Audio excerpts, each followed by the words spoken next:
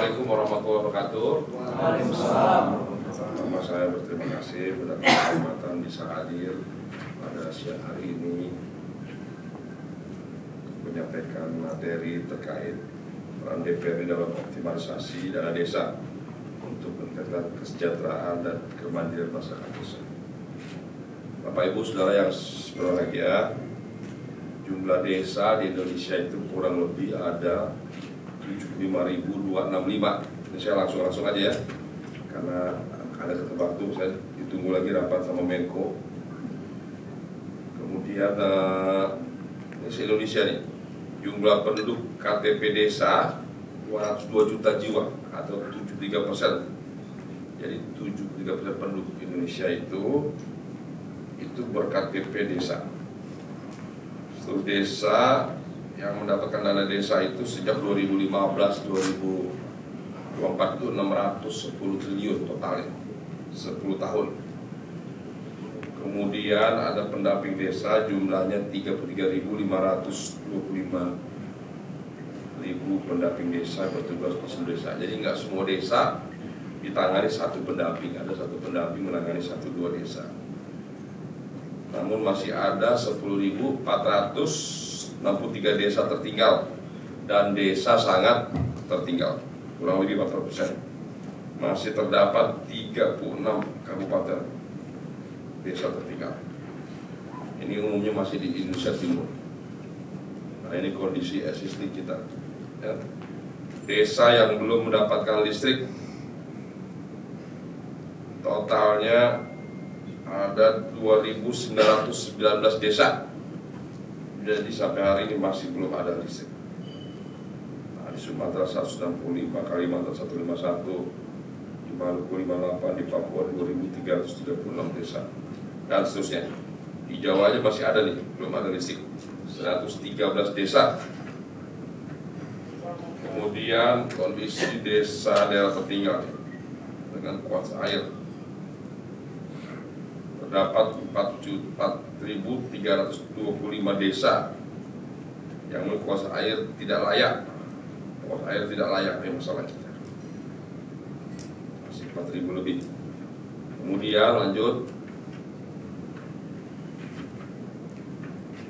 desa di seluruh Indonesia yang tidak mendapatkan akses sinyal itu ada 3.201 desa.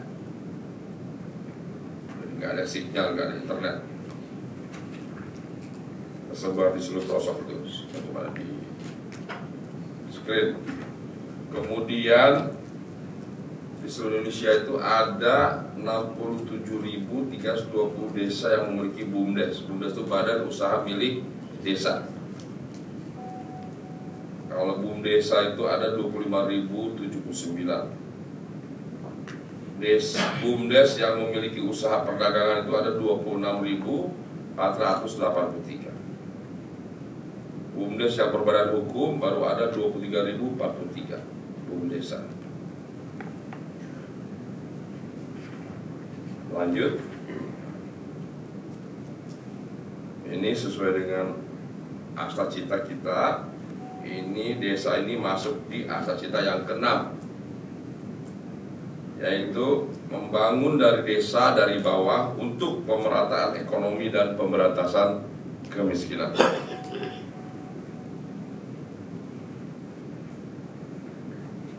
Kemudian lanjut, tugas pokok Kementerian Desa, perumusan, penetapan, pelaksanaan kebijakan di bidang pembangunan desa dan pedesaan, pengembangan ekonomi dan investasi, dan penyelesaian percepatan pembangunan daerah tertinggal,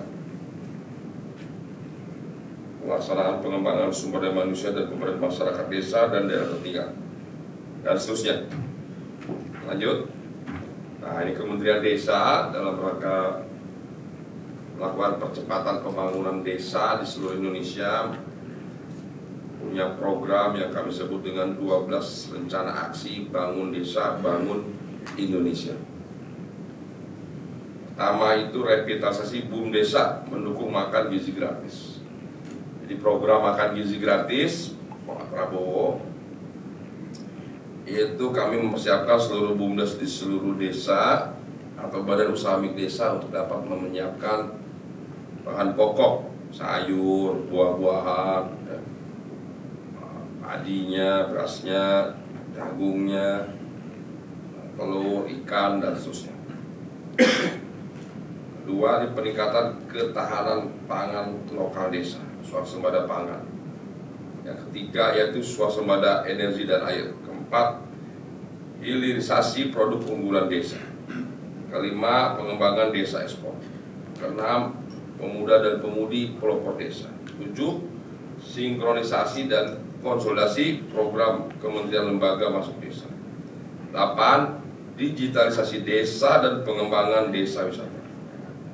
9, peningkatan investasi desa melalui pola kemitraan nasional dan investor luar negeri. 10, penguatan pengawasan dan tata kelola pembangunan desa. 11, desa berketahanan iklim dan pengembangan desa tangguh bencana. Ya, kita tahu Indonesia ini kan rawan bencana, dan umumnya di desa. Jadi desa harus mempersiapkan, harus tahan berketahanan iklim dan tangguh bencana. 12, terakhir, percepatan pembangunan daerah tertinggal. Saudara yang saya banggakan, perlu kami sampaikan, APBN Kementerian Desa itu sebelum diefisiensi ada 2,1 triliun. Dari 2,1 triliun itu, hampir 1,5 triliun itu untuk gaji pendamping desa, yang jumlahnya tadi kurang lebih ada 33.000 sekian. Jadi anggaran kementerian tinggal kurang lebih 600 miliar. Dari 600 miliar itu 475 miliar digunakan untuk belanja pegawai. Belanja pegawai apa sih? Gaji pegawai, gaji honorer dan sebagainya. Dan belanja rutin. Belanja rutin apa sih? Nah, ini listrik, makan, minum, kebersihan, keamanan, TK, itu belanja rutin. Udah 475. Jadi sisanya anggaran tinggal berapa? Kurang lebih 125. Itulah kurang lebih anggaran Kementerian Desa. 125 miliar untuk apa? Nah, untuk memberikan bantuan. 2 bulan lalu saya diundang di desa di Bangka Belitung, Babel, tanda tangan prasasti, keren, tanda tangan kan? Kalau Menteri PU kira-kira tanda tangan itu meresmikan apa? Jalan tol gitu ya. Kalau Menteri Perhubungan meresmikan apa? Kereta api dan sebagainya. Kalau Kementerian Desa ya cuma meresmikan pendopo, kira-kira gitu. Apa namanya? Saung. Anggaran nggak ada, cuma 200 juta. Izin Pak Wamen, ini anggaran cuma 200 juta. Jadi kita bikin saung aja. Kira-kira begitulah, tempat kumpul dan sebagainya. Nah, itu keterbatasan dana. Kemudian kita juga ke Banyumas beri bantuan BUMDes 35 juta tambahan modal. Itu dananya untuk itu, untuk BIMTEK dan sebagainya. Jadi keterbatasan dana. Tidak bisa mengcover 75.000 desa, hanya beberapa desa saja. Memang kami punya 71 triliun dana desa, yaitu bantuan dari pemerintah pusat, dari presiden, nanti Kementerian Keuangan langsung ke desa-desa. Jadi nggak mampir di kementerian, tidak mampir di gubernur atau provinsi, tidak mampir di kabupaten atau bupati, langsung diterima oleh desa, oleh rekening desa. Jumlahnya berapa? Kurang lebih satu desa itu berkisar antara 700 sampai 1,4 miliar per desa. Totalnya 71.000 karena untuk 75.265 desa yang dibantu. Total selama 10 tahun tidak terasa sudah mencapai 610 triliun besarnya. Untuk apa? Nah, macam-macam. untuk penerangan jalan umum, untuk jalan desa, untuk bak sampah, pengelolaan sampah, untuk tanggul, penanganan banjir, untuk apalagi MCK, untuk air, untuk sumur, untuk pompa, macam-macam, untuk wisata, untuk ketahanan pangan dan sebagainya. Namun setelah 10 tahun, ya banyak memang ada peningkatan di desa, tapi juga belum mencukupi. Ya. Karena masih ada 14.000 lebih desa yang tergolong desa tertinggal. Desa itu kita klasifikasi menjadi 5. Ada desa mandiri, desa maju, desa berkembang, desa tertinggal, dan desa sangat tertinggal. Itu kelompoknya. Teman-teman semua yang berbahagia, untuk itu kita perlu melakukan terobosan. Nah, di antara terobosannya adalah pemerintah itu di berbagai kementerian itu ada 362 miliar di Kementerian PU yang anggarannya lokusnya atau titiknya tepatnya di desa. Kementerian PU kalau di desa bikin apa sih? Bikin waduk, irigasi, itu di desa. Kementerian Pertanian cetak sawah, bantuan untuk pupuk, bibit dan sebagainya. Kementerian KKP bantuan untuk perikanan, udang,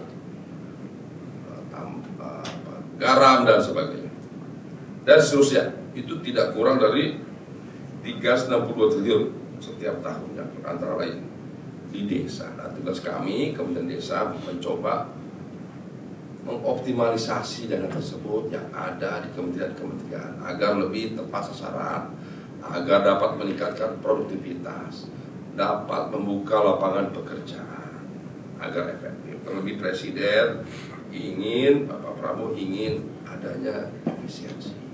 Jangan lagi ada anggaran-anggaran yang lebih banyak untuk studi banding, apalagi ke luar negeri, workshop, FDG, diskusi, dan lain-lain. Jangan ada lagi anggaran-anggaran seremoni dan sebagainya.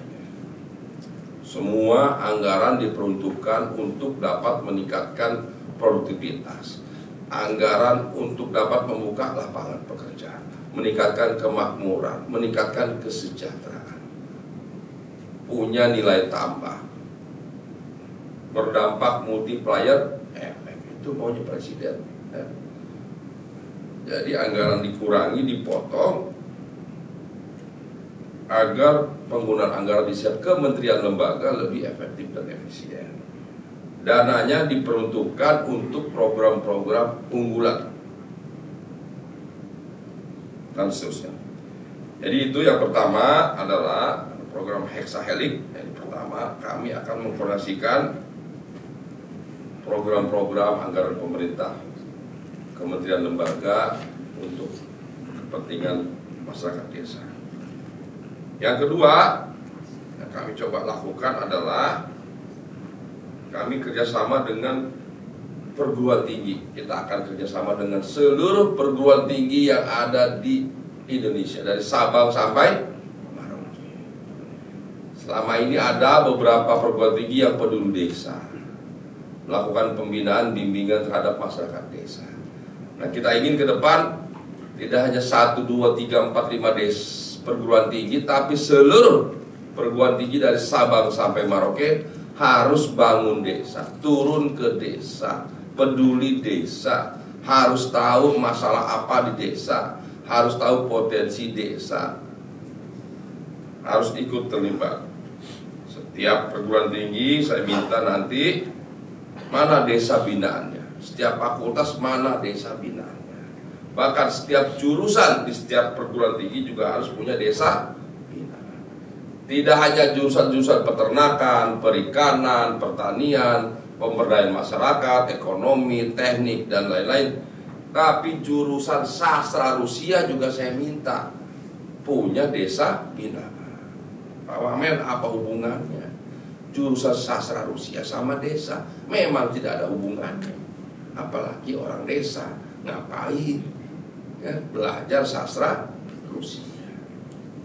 Saya bilang di jurusan sastra Rusia umpamanya di UI itu setidaknya ada mahasiswanya, ada dosennya, ada pengurus jurusannya yang secara umum kualitasnya, pendidikannya, pengetahuannya, jaringannya, aksesnya, kemampuan menangani masalah dan lain-lainnya lebih baik daripada masyarakat desa. Itu ya, nyambung kan? Emang nggak nyambung kalau jurusannya, tapi lain-lainnya nyambung, bisa. Maka di setiap jurusan sastra Cina, sastra Arab dan lain-lain apa aja pokoknya. Ada apa lagi? Jurusan tata boga di kampus. Jurusan apa aja, semua kita minta ngurusin. Karena jumlah desa berapa tadi? 75.265.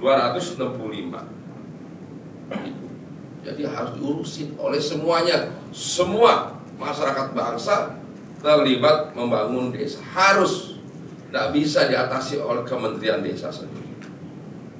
Nah, itu perguruan tinggi seluruh Indonesia. Ketiga, sektor private, pengusaha, korporasi, ya. Semua kita libatkan membangun desa. Terlebih pengusaha yang menikmati keuntungan dari desa. Apa contohnya? Ada pengusaha tambang batu bara, tambang nikel, tambang emas, minyak, gas dan sebagainya. Dia menikmati hasilnya. Itu ada di mana semua itu? Ada di desa. Nggak ada di kota, batu bara nggak ada kan? Nggak ada tambang emas di kota, semua di desa. Jangan udah menikmati jadi kaya lupa sama desanya. Nggak boleh, harus bertanggung jawab, harus membangun desa. Jangankan desa yang mendapat keuntungan langsung, jangankan perusahaan yang mendapat keuntungan langsung atas desa, yang tidak langsung pun kita minta peduli desa. Contoh, ada pabrik motor, pabrik mobil, pabrik kulkas, TV dan sebagainya, manufaktur, tetap tidak langsung dengan desa atau tidak menikmati hasil desa, tetap kita minta bertanggung jawab dan lain sebagainya. Selama ini memang BRI, BNI, Mandiri, Astra, apalagi Freeport, Sinarmas dan lain sudah melakukan pembinaan desa, peduli desa. Tapi ini akan terus kita tingkatkan dan optimalisasi. Karena ada yang cuma ngasih 10 kambing taruh di desa, ngomong kemana-mana telah melakukan membina desa. Taruh kambing, taruh di kampung-kampung, ngomong, Pak Wamen, kami sudah melakukan pembinaan desa. Taruh kambing loh. Nah, ini kita akan evaluasi supaya pembinaan, bantuan dan bimbingan efektif. Siapa lagi kita mau libatkan? Tokoh-tokoh, pejabat-pejabat. Nanti semua tokoh-tokoh, semua pejabat-pejabat kita minta tanggung jawabnya, mana desa binaannya. Kombes bintang 1 sampai bintang 4, eselon 3, 2, 1. Mana desa binaannya? Mana kampung halamannya? Semua pejabat, semua tokoh nanti, semua pribadi-pribadi orang kaya harus punya desa binaan. Jadi orang tua angkat binaan, jadi bapak desa. Itu yang kita harapkan. Di mana? Ya silakan pilih. Di desa kelahirannya boleh, di tempat kelahiran ibu, bapak, kakek, nenek, silakan. Di tempat pacaran dulu boleh, ya. Pokoknya di mana saja silakan dipilih. Yang penting turun ke desa, urus desa. Beginilah cara agar semua desa terbagi habis, ada yang ngurusin. Ya. Kalau nggak ada yang ngurusin gimana? Nanti tokoh-tokoh yang kritis, yang nyala-nyalain pemerintah terus, kita tanya, Bung, desa binaannya di mana? Masalahnya apa? Potensinya apa? Apa yang sudah dilakukan? angka kemiskinannya berapa, pertumbuhan ekonominya berapa yang stunting, berapa yang urusan SD, SMP, SMA dan seterusnya, apa masalahnya dan sebagainya. Semua nanti kita persiapkan, kita libatkan. Berikutnya komunitas. Udah berapa tadi pemerintah keluar? Pemerintah tadi pertama pemerintah, kementerian dan lembaga. 2 perguruan tinggi atau akademisi. 3 korporasi atau perusahaan. 4 tokoh-tokoh dan pejabat. 5 komunitas, harus punya desa binaan. Apa itu komunitas? Ormas, Muhammadiyah, NU, semua organisasi. LSM, apalagi paguyuban, yayasan. Kita minta mana desa binaannya. Semua harus peduli desa. Termasuk pemuda Pancasila, semua ormas apa aja kita minta membina desa, peduli desa, bangun desa. Terakhir media, media juga yang selama ini menyuarakan, mensosialisasikan, ada yang positif tone-nya, ada yang negatif tone-nya, sama. Kita minta nanti di mana Desa Bina, TV One di mana, Kompas di mana, Metro di mana, semua. Detik.com di mana, Pipa di mana, semua. Mulai dari media elektronik sampai media online kita minta tanggung jawab membangun desa. Itu kira-kira Bapak Ibu salah satu program dalam rangka percepatan pembangunan desa. Lanjut. Nah, ini ada 12 rencana aksi. Lanjut. Tadi pengkonsolidasi program KL masuk desa. KL itu kementerian lembaga masuk desa. Tadi saya sampaikan ada 362 triliun. Itu anggaran di tiap kementerian masuk desa. Nah, teman-teman DPRD bisa intip nanti. Di desa Bapak Ibu semua itu anggaran KKP apa aja. Umpamanya ada bantuan untuk ayam petelur, ada bantuan budidaya ikan, ada bantuan pupuk di Menteri Pertanian, bibit dan sebagainya. Teman-teman DPRD harus agresif, harus progresif, harus proaktif, harus cari program-program kementerian apa yang bisa disalurkan di desa teman-teman semua. Ya. Harus tahu, cari tahu, dan rebut, urus supaya desa teman-teman maju, supaya dapil teman-teman terpelihara, terjaga. Dan sekarang harus rajin nih, 5 tahun punya waktu nih, anggota dewan yang terhormat yang dimanfaatkan program-program ada di kementerian. Nah, ya. Kemudian nih penguatan, lanjut penguatan pengawasan. Jadi kita juga harus melakukan pengawasan, pemantauan dana desa dan seterusnya. Lanjut. Ini kebijakan dana desa. Dari tahun 2014 sampai tahun 2025. 2025 itu anggarannya ada 71 triliun. Tadi yang saya sampaikan ya. Desa beda-beda ya. Lanjut. Nah, ini kami mengeluarkan Permendes, peraturan Kementerian Desa terkait kebijakan prioritas penggunaan dana desa. Ya. Penggunaan dana desa tahun 2025 utamanya untuk 1. Penanganan kemiskinan ekstrim paling tinggi 15% untuk bantuan langsung tunai desa. Ada kegiatan ketahanan pangan paling rendah minimal 20%. Penguatan desa yang adaptif terhadap perubahan iklim.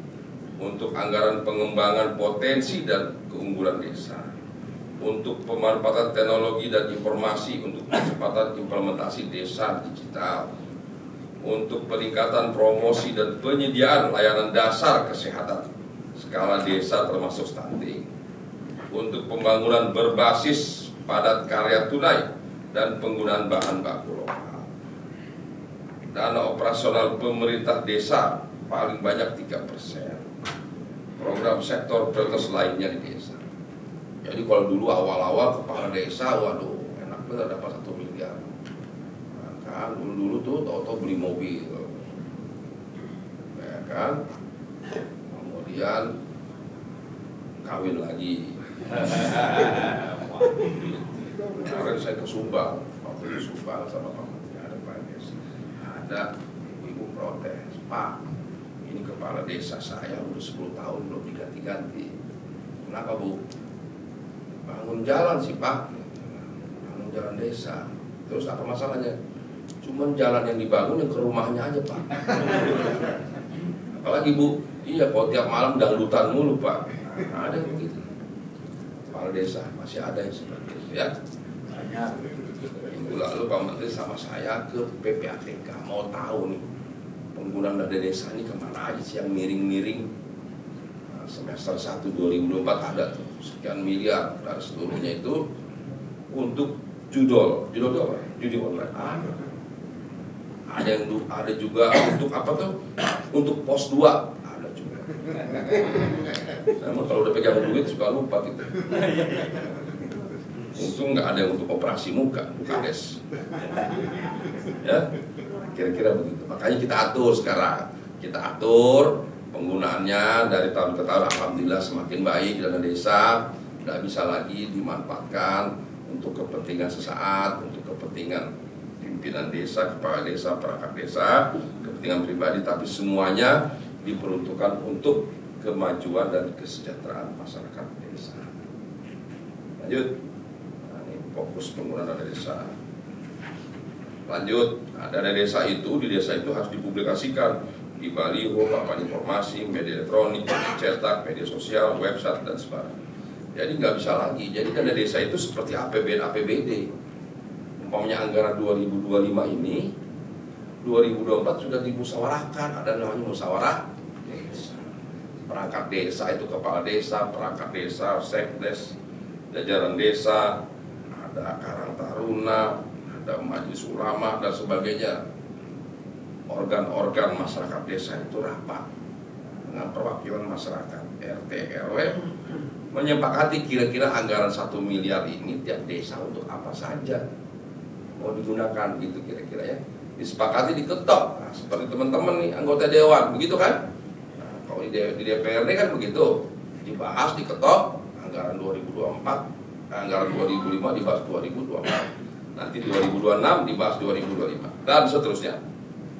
Nah, ini konsep desa binaan oleh anggota DPRD. Lanjut. Jadi teman-teman Dewan, apa yang bisa dilakukan? Saran saya mulai hari ini teman-teman dari Partai Garuda atau Garda Republik harus proaktif, harus tahu potensi desanya apa, masalah desanya apa. Ada desa di Kutai itu BUMDesnya punya keuntungan setahun 28 miliar.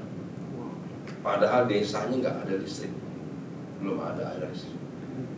Pak Menteri waktu itu sampai berapa? 67 membagikan traktor untuk sawit. Dari hasil itu BUMDes, bukan bantuan dari kita, dari BUMDes, ya, macam-macam. Ada desa wisata, ya, masyarakat patungan mengembangkan wisata. Setiap bulan ada keuntungan dividen dibagi-bagi ke desa. Pak Wamen, kalau di desa kami ini udah sejahtera, nggak ada yang susah lagi, nggak ada yang miskin. Lihat tuh mobil, motor, sepeda, parkir di depan rumah, nggak ada maling lagi, semuanya sejahtera. Banyak desa-desa yang berkembang, desa ekspor dan sebagainya. Ya. Nah teman-teman, mulai hari ini ke depan, nanti pulang ke dapil masing-masing, ke desa masing-masing, dicek potensi desa di dapilnya apa saja, kembangkan, dikerjasamakan, nanti cari kerjasamanya dengan Mandiri, dengan BRI, BNI, silakan. Jadi Partai Garuda makin berkembang nanti, makin maju, manfaatkan. Nanti cari pengusahanya atau dengan bank-bank. Bank-bank juga ingin membantu desa. Nah itu potensi. Kemudian apalagi teman-teman bisa dikembangkan? BUMDes. Di desa itu ada BUMDes, badan usaha milik desa. Itu dimanfaatkan. Karena di BUMDes ini ekonomi, yang gerakan ekonomi desa ini BUMDes. Ya. BUMDes itu macam-macam. Ada usaha pengelolaan sampah, nanti jual beli pupuk, ya. Mau LPG 3 kilo, apa aja usaha di situ. Ya, nanti jual hasil bumi, hasil tani dan sebagainya. BUMDes, teman-teman urus BUMDesnya, cari kader-kader partai, cari teman-teman yang punya kemampuan entrepreneur, ikut mengembangkan, memajukan BUMDes. Masih banyak BUMDes yang belum berkembang baik, masih banyak BUMDes belum berbadan hukum dan sebagainya. Lanjut, inilah kementerian nih, dengan Astra, dengan BRI, dengan Mandiri dan seterusnya. Ini desa tematik, ada desa padi, desa jagung, desa cabai, desa tomat, desa lada, desa kakao, desa melon dan sebagainya. Ya. Saya kira itu dari saya tidak ingin berpanjang lebar, saya izin nih, nggak bisa lama-lama karena harus rapat lagi. Jadi PR dari saya, teman-teman, supaya Partai Garuda ini, Partai Garuda semakin maju. Pulang dari sini nanti setiap jajaran nih, Sekjen, Wakatum dan jajaran semua diinventarisir desa-desa di seluruh Indonesia itu, pengurus-pengurus partai itu coba dicek, cari desa-desa yang punya potensi bisa sebagai desa ekspor. Kemarin saya terima kepala desa, Pak, sana itu nanam apa namanya, porong, tahu porong? Ada yang tahu porong? Porang. Salah mulu saya. Porang ditanam. Kalau beli dari desa cuma 8.000 dari petani.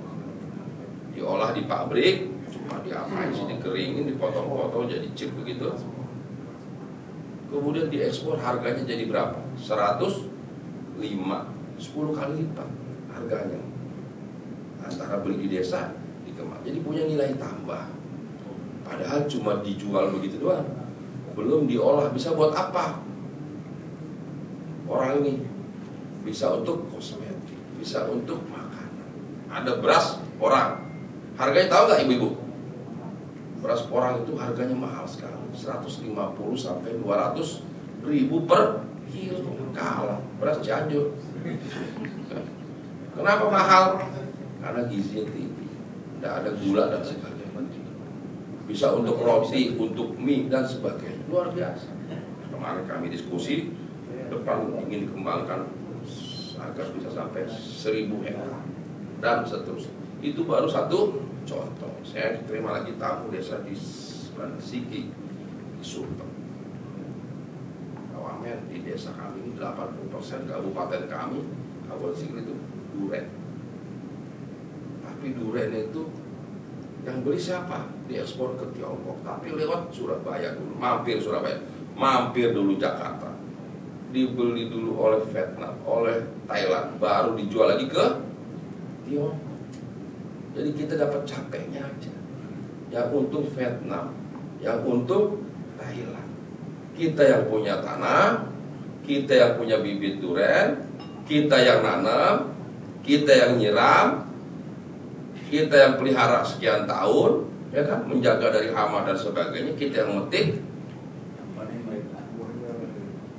Yang menikmati orang Tiongkok, yang dapat untung gede orang Thailand, orang Vietnam. Capek nggak? Nah, ini kelemahan kita ya. Ke depan nggak boleh langsung, harus dari Sigli langsung ke Tiongkok, langsung ke end user supaya dapat nilai yang tinggi. Jadi capeknya terbayar. Nah, ini yang ke depan.